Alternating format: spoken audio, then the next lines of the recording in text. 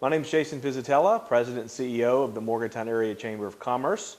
We're pleased that you've been able to join us for this campaign interview process where we've invited all of the candidates for the House of Delegates in the 51st Delegate District to join the Chamber and spend between 10 and 15 minutes with us answering our questions that are of interest to the business community and the greater Morgantown area as a whole. All of the candidates have agreed to participate and limit their answers to 2 minutes for each question.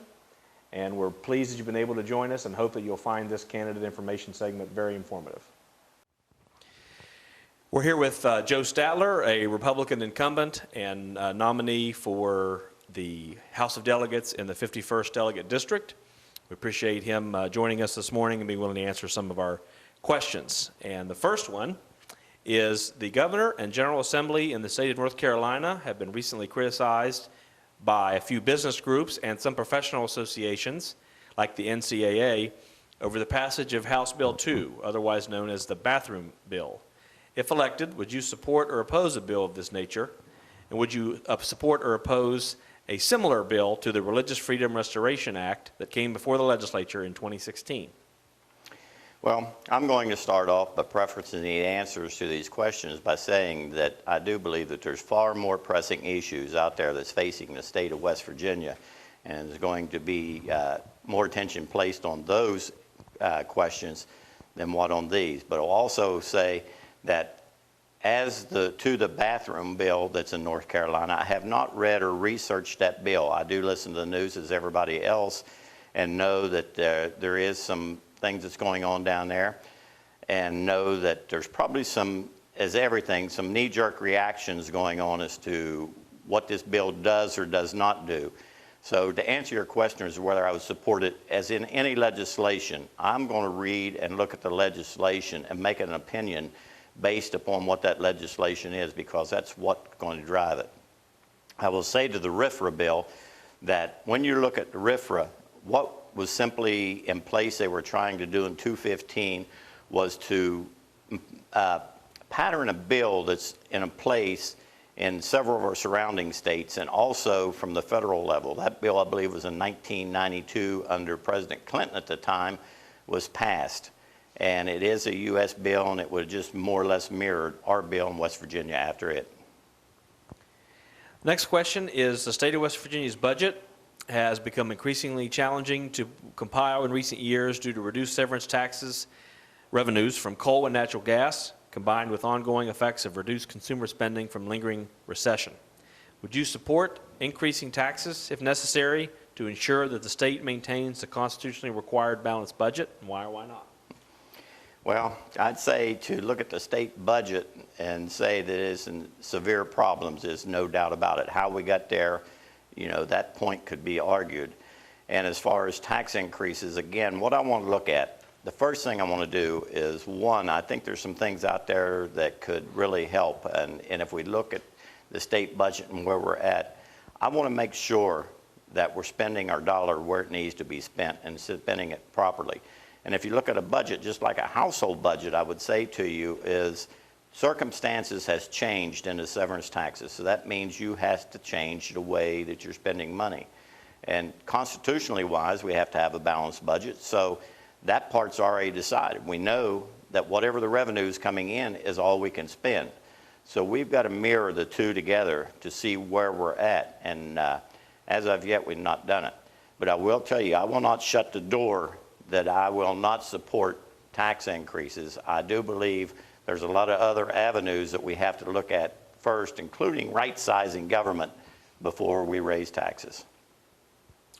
According to officials at West Virginia University, WVU has sustained approximately $30 million in budget cuts over the last 3 fiscal years. In light of these cuts, what actions would you pursue if reelected to the state legislature to ensure that lawmakers do not balance the state budget on the backs of higher education institutions like WVU's? I think the first thing is that I will do is, and say to the people, is I support WVU, and I look at all legislation that they bring forward, and you've got to have willing working partners, and I am a willing working partner with WVU as well as all higher education. I think what we have to do and we look at is, you're right, there has been cuts done to higher education as a whole, and I think we're probably pretty much to the point as to where we have to stop. We can't cut the higher education any longer because it's simply being passed down in tuition hikes. And what we're doing, we're causing some of our students in this state not to be able to afford to go to college. So we have to be careful of that. I do believe that there's some things that we can do for WVU and other higher institutions in the fact that we have placed over the years some heavily regulations on them that causes them to do business in a more expensive way. And I think we have to look at WVU as we would anybody and say, listen, we can lower these restrictions and take them away and allow you to do business as you do because they are a business and reduce the cost. And I think that will help them tremendously. Next question is, small businesses make up the majority of the members of the Morgantown Area Chamber of Commerce. If reelected, what would your top 3 policy priorities be to help small businesses thrive in the greater Morgantown area? I think the first thing you got to do, and I hear from businesses all the time, and I can give you an example, is helping them to get a business started. We put too many hurdles in their way in restrictions that we place on them. So the first thing I would want to do is make it much more business friendly for businesses to get started and remove some of that red tape that's in front of them. The second thing would be is once they are in business, they have a problem is competing in the first year or two is when they've really got to turn a profit if they're going to stay in business for small businesses. And so we need to look at our taxing structure and how we tax our small businesses and what they're doing, because those are, you don't only look at them as a sales tax and what's being out there, but what you look at them as is what they're employing and the income taxes and some things like that. And sometimes we're just putting too much of a tax burden up on a small business trying to get started, I think we have to look at.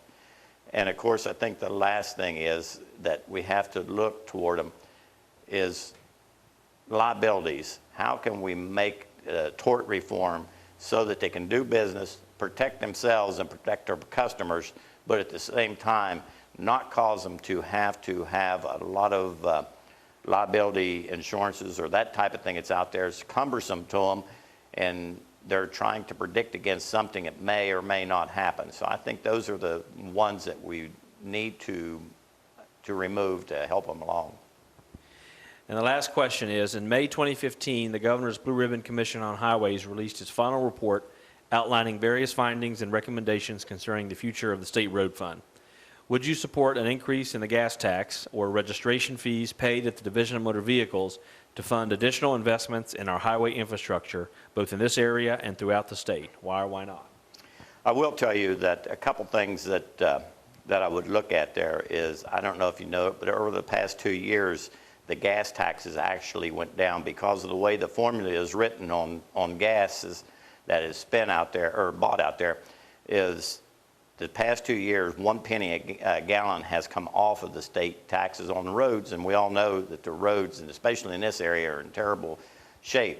And that, for every penny it comes off, is about $14 million worth of money going into the highway funds. So I think we have to look at that formula and see what's going on. When the price of gas is going down, is probably not the time that we need to be lowering the price of the tax on the gallon, because people doesn't really feel the pain as much there as they are seeing the highways. So I'm in favor of looking at that formula and seeing how that can be redone and reworked.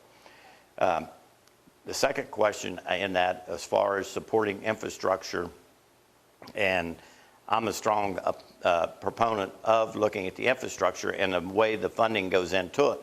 And I think if you look at that Blue Ribbon Commission's report and also look at the audit that came out from the legislative audit, there's some things that was found in there that to me is more of a management issue. And I think that we have to take care of our management issues before we look at how the funding is, because simply sometimes when you're trying to put out a fire, the last thing you want to do is throw more fuel on top of it. So I think that we look at our management issues. And I can give you an example that I don't think when they figure how much money per road mile goes into a certain county, say for Montague, for instance, I'm in the camp that I believe the roads are in more shape in Montague County than they are a lot of places in the state. I don't think they take into account the amount of use. And I would say to you, we're a prosperous county, and I hope that continues. And for every truckload of stuff that goes across our road, it's worse than 100 cars traveling across the same road miles. So I think the formula itself has to be looked at as to how they fund the roads in West Virginia. Well, Joe, thank you for joining the chamber this morning and for answering our questions, and best wishes on your candidacy for re-election on November 8th. Thank you very much, and thank you for the opportunity to be able to reach out to the public.